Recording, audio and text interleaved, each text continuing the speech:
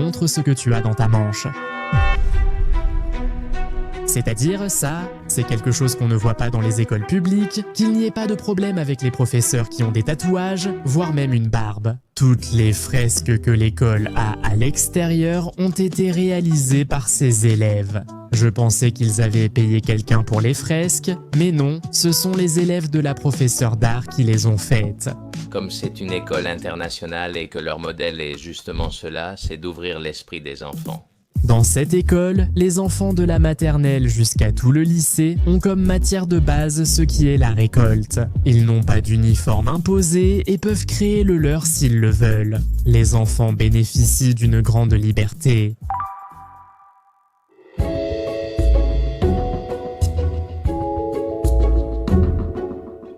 Aujourd'hui, je suis à la Tokyo West International School, c'est une école privée internationale. Aujourd'hui, nous allons parcourir les couloirs de l'école et l'extérieur. En vérité, c'est une école assez petite si on la compare à une école publique normale du Japon. Dans ce bâtiment, on trouve de la maternelle au lycée. Mais commençons par mon endroit préféré de l'école. J'adore la partie récolte à l'école. Par exemple, voici des aubergines, même si elles ne sont pas encore colorées. Mais le fait est que dans cette école, les enfants de la maternelle jusqu'à tout le lycée ont comme matière de base ce qui est la récolte. C'est que, bien sûr, c'est un pays qui a beaucoup d'agriculture locale. Ici, c'est très bien que les enfants apprennent ce qu'est l'agriculture.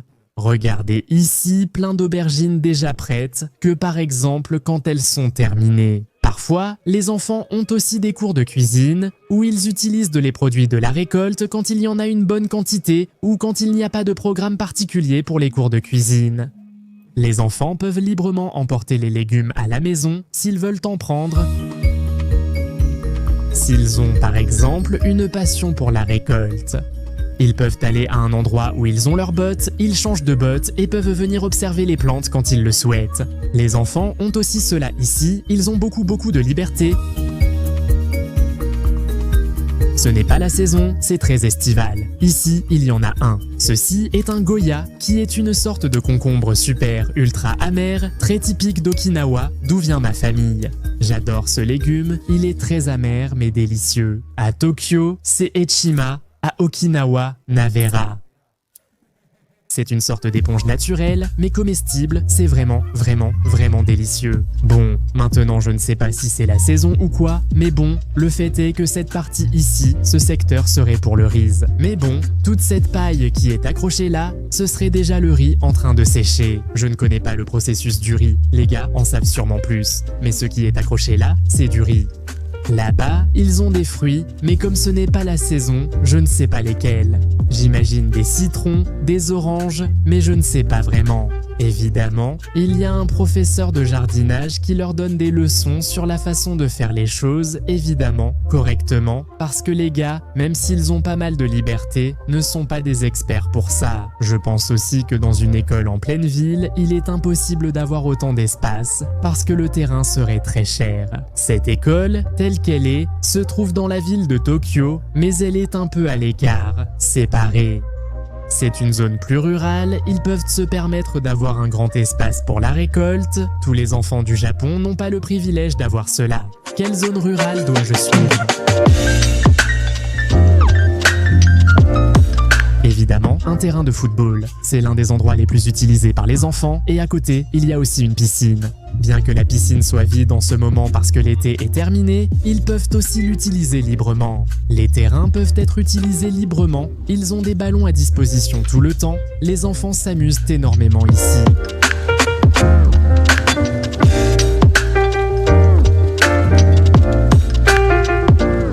Voici la salle des élèves de 6e, actuellement en cours de travaux manuels et d'art, réalisant des maquettes.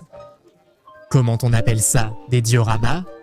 C'est joli, c'est joli, c'est joli. J'adore, parce qu'il y a un instant ils étaient même en train de chanter ensemble ou des choses comme ça, c'est vraiment bien, très joli. Les enfants de maternelle, je vois que la moitié ne sont pas japonais, et ici il est dit que par exemple les enfants Comme ils sont très petits et qu'ils apprennent vite, en 1 an, ils apprennent déjà à parler anglais. Mais bien sûr, il faut maintenir l'anglais, parce que moi, quand j'avais 5 ans, j'ai fait la maternelle à Okinawa, j'ai appris le japonais et en 1 an, j'ai oublié la langue. Avec l'arrivée d'Halloween, toutes les décorations sont installées. J'adore, c'est super mignon. Ils ont des petits marchepieds pour les toilettes, parce que ce sont les enfants de maternelle, les plus petits, pour qu'ils puissent atteindre. Ceci fait vraiment partie de la culture japonaise à l'école. Les enfants changent de chaussures, ils portent le wabaki, qui est une sorte de chaussure d'intérieur, et les chaussures d'extérieur sont laissées à l'entrée de l'école. Les enfants de tous âges. C'est le professeur Danny, c'est lui qui m'a contacté. Alors, comment se passe l'expérience de travailler dans cette école? Je suis très content, les gens, l'ambiance, les élèves sont fantastiques et jusqu'à présent, ils ne m'ont pas déçu. Le jour où nous nous sommes rencontrés, tu me parlais en termes élogieux de l'école, des dirigeants. Montre ce que tu as dans ta manche. C'est-à-dire ceci, c'est quelque chose qu'on ne voit pas dans les écoles publiques, qu'il n'y ait pas de problème avec le fait que les professeurs aient des tatouages, même la barbe. Ce n'est pas quelque chose de courant. Ma femme me confirme même que les professeurs des écoles publiques japonaises n'ont même pas de barbe. Et ici, non seulement tu as cette liberté, mais en plus ils sont ouverts. Les professeurs d'ici sont vraiment ouverts culturellement. Oui, je pense que l'essentiel, vu que c'est une école internationale et leur modèle, c'est justement cela. C'est ouvrir l'esprit des enfants. Cette culture réunit un enfant du Bangladesh, des personnes d'Hawaï, d'Europe et des Turcs, illustrant la diversité. Donc, il est important non seulement qu'ils comprennent qu'il existe différentes façons de parler, différentes cultures, mais aussi qu'il y a 1000 façons de communiquer, de s'habiller. Ils ont une perspective globale. Et qu'ils comprennent à quel point il est important de connaître les gens, au-delà de simplement Ne pas créer de préjugés. Exactement, ne pas créer de préjugés. C'est super important.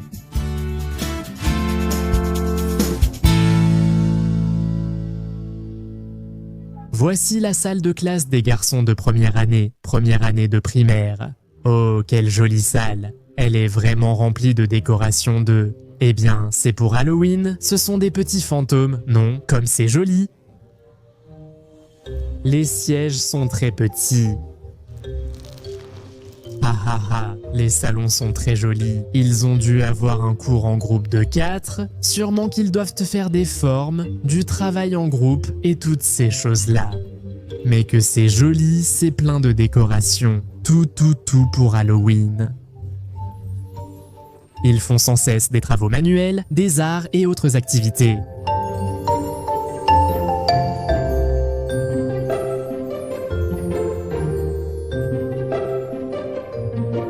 Ici, par exemple, il y a la salle pour apprendre le japonais, c'est-à-dire spécifiquement la langue. Ce n'est pas comme tout le monde a, disons, la matière de japonais, comme une langue normale, disons. Mais il y a une salle spécifique pour les enfants qui ne connaissent pas assez le japonais, qui ont besoin de s'adapter à la langue du pays. Ils ont leur cours de japonais ici. Ceci est la salle de japonais, parce qu'il y a des enfants qui, bien sûr, parfois, ils ont récemment déménagé au Japon avec leurs parents, ne parlent peut-être qu'anglais et reçoivent ici un enseignement basique du japonais. Il y a quelque chose que j'adore dans les cartes du monde vendues au Japon, c'est que la façon dont les cartes sont divisées, c'est comme si le Pacifique était au centre et que le Japon était en quelque sorte au milieu. Donc, la plupart des planisphères commencent ici à gauche et se terminent ici à droite. Je trouve ça incroyable. D'ailleurs, parfois ma femme dit que quelque chose est très oriental, ou alors américain, occidental, pour le reste.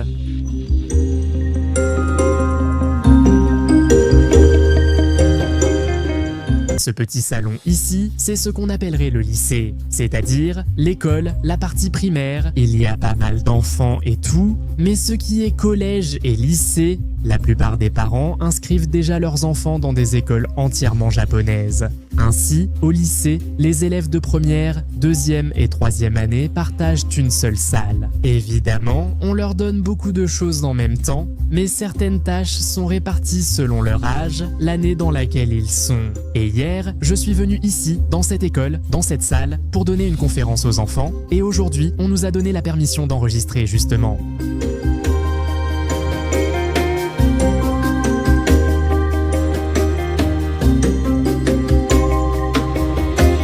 Qu'est-ce que tu aimes à l'école ? Je pense que c'est bien d'être libre, le reste c'est Hachioji, parce qu'il y a beaucoup de nature, pendant qu'on est en contact avec la nature, il y a des conversations entre différentes personnes. Tu peux apprendre à faire ça, tu peux apprendre plusieurs choses en même temps, si tu veux apprendre ce que tu aimes.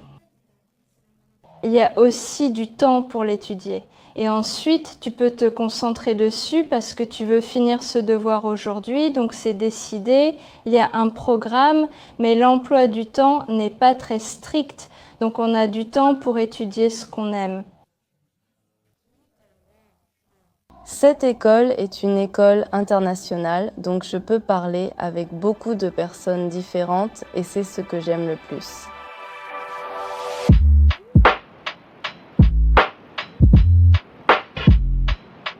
Les élèves insistent sur le fait qu'ils apprécient beaucoup la liberté dont ils disposent. En fait, même, devant la caméra, ils deviennent un peu plus timides. Mais ils disaient que par exemple, ils adorent pouvoir choisir ce qu'ils veulent étudier ou concentrer davantage leurs études. En gros, ils ont dit: on peut étudier ce qu'on veut choisir. Ou, par exemple, pour ce qui est de l'uniforme, ils n'ont pas d'uniforme strictement établi.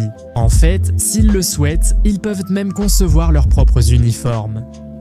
Et par exemple, les filles, comme elles sont déjà au lycée, disent « j'avais envie de porter l'uniforme, donc je le porte ». Mais en été, beaucoup venaient en t-shirt parce qu'elles occupent un autre poste. Justement, comme c'est une école internationale, ici les élèves de base apprennent tout en anglais. De plus, beaucoup des élèves qui sont dans cette école sont des enfants de parents étrangers, c'est-à-dire des enfants qui sont peut-être nés à l'étranger, d'autres qui peuvent aussi être nés ici, mais que leurs parents veulent envoyer dans des écoles bilingues. Oh regarde, là-bas il y a les enfants qui prennent. Ceux-ci sont les petits de la maternelle qui font la sieste. Oh, comme c'est mignon. C'est-à-dire, ceux de la maternelle, après avoir mangé, on les envoie toujours faire une petite sieste. Et une autre chose qui différencie beaucoup cette école des autres, c'est que comme c'est une école relativement petite, les enfants ont beaucoup de liberté. En d'autres termes, le système de cette école diffère beaucoup des autres types d'écoles. Je ne suis pas allé dans une école japonaise, je ne connais pas tous les détails, mais par exemple, ma femme qui me filme aujourd'hui m'a dit qu'elle aurait aimé venir dans une telle école. Comme ça, petite, plus accueillante, plus jolie et avec autant de liberté. Parce qu'ici, vraiment les enfants passent leur temps de manière très détendue.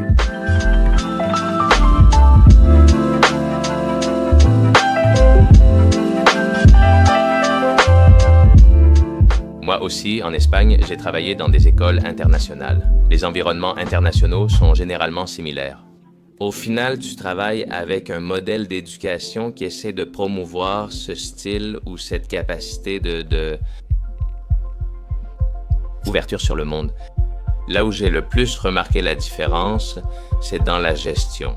C'est dans la gestion, la direction de l'école.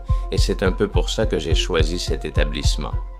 Parce qu'au final, le processus de diriger une école est très complexe. Diriger un groupe de personnes, un programme scolaire dans un cadre national que l'on peut avoir. Mais ici, j'ai constaté que les propriétaires tiennent beaucoup à l'innovation et cherchent à progresser. Qu'est-ce que l'intelligence artificielle? Nous invitons des personnes comme Naka pour intégrer l'éducation de la rue à l'école. Donc, c'est plus comme s'il s'agissait d'un lien d'union, une école qui est un lien d'union, à partir duquel nous grandissons tous en tant que communauté. Je crois que c'est surtout cela qui me retient ici, et j'en suis très content, car je n'ai jamais vu ça ailleurs. Ici, c'est la salle d'art qui est dirigée par la professeure d'art qui est hongroise.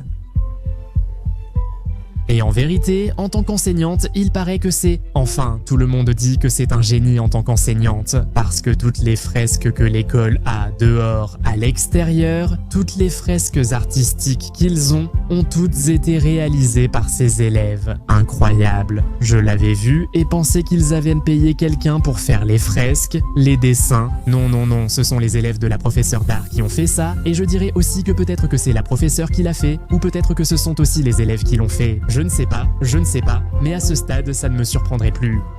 Incroyable le niveau des enfants. Et un détail, toutes les salles de classe ont des casques, au cas où il y aurait, évidemment, n'importe quelle catastrophe naturelle, comme un tremblement de terre ou autre, toutes les salles de classe ont des casques pour tous les enfants.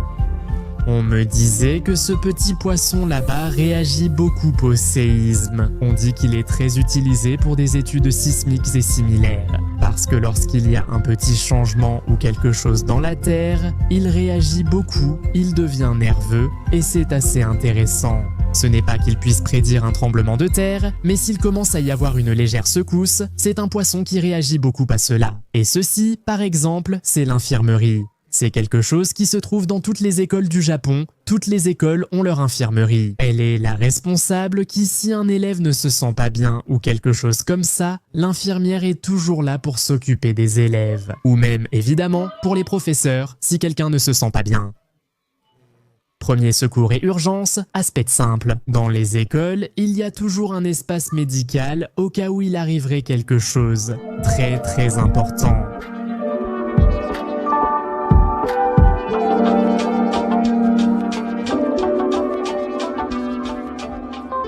Voici le laboratoire, la salle de sciences, ils portent des blouses. Évidemment, il y a aussi des casques dans cette salle, même si ce n'est pas une salle ordinaire. Qu'est-ce que c'est ? Mitochondrie ? Bien, ils apprennent des choses dont je n'ai aucune idée, parfois je vois même qu'ils construisent aussi des Legos. C'est bien ça. Oui, tous les outils de laboratoire, les produits chimiques typiques, les matériaux...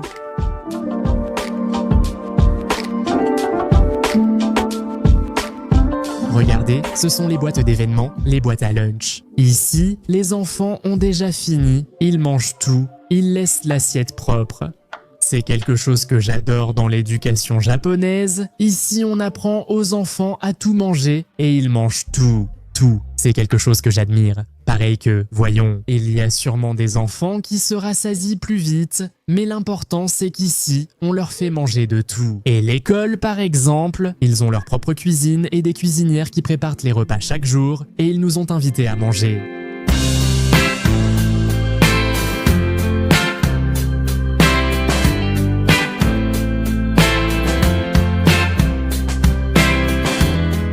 Là-bas, ils nous ont servi le repas.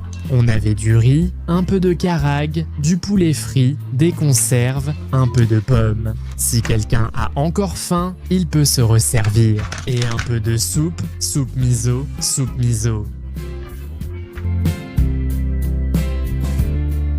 Itadakimasu.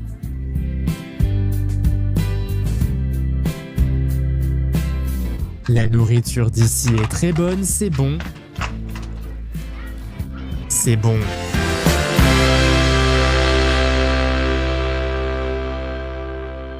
L'école a en tout, du 1er au 3e étage, toutes les salles, et seulement le 4e étage a. Cette salle sert à pratiquer des activités scolaires, des danses ou d'autres choses. Ici, ils préparent apparemment une grande décoration, mais je ne sais pas exactement. C'est aussi une salle polyvalente. De ce côté, il y a ce que l'on voit dans beaucoup d'animes. Ce seraient les terrasses des écoles, même si bon, on voit que cette terrasse peut être utilisée pour un sport. Je crois qu'on m'a dit qu'ici, ils n'utilisent presque pas cet espace. Parce que si quelque chose tombe, pour aller le chercher, je ne sais pas, un ballon, n'importe quoi, il faut aller le chercher parce qu'on est au 4e étage.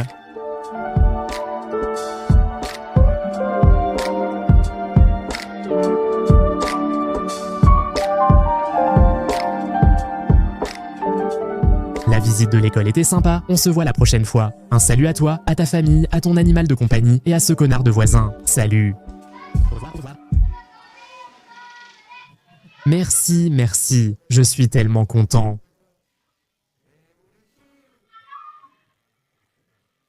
Tout le monde a écrit une lettre de remerciement. Regarde, regarde. Ils ont même écrit en espagnol. Merci beaucoup d'avoir partagé du temps et des idées avec les enfants. Ils partent très... Ah non, c'est Daniel qui a écrit ça. Celui qui parle espagnol. Ah, celui qui sait. Je pensais qu'on m'avait écrit en espagnol, mais maintenant je me rends compte que c'était lui. D'accord, merci, je suis heureux.